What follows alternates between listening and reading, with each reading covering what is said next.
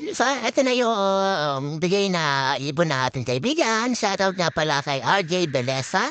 Yan, sa mabuting kaibigan na breeder. Yan, mga kakatay guys. Yan, mga bagong papalaki na yan. At kakatail yan, albino, ang ganda. Ay, tapos isang white face.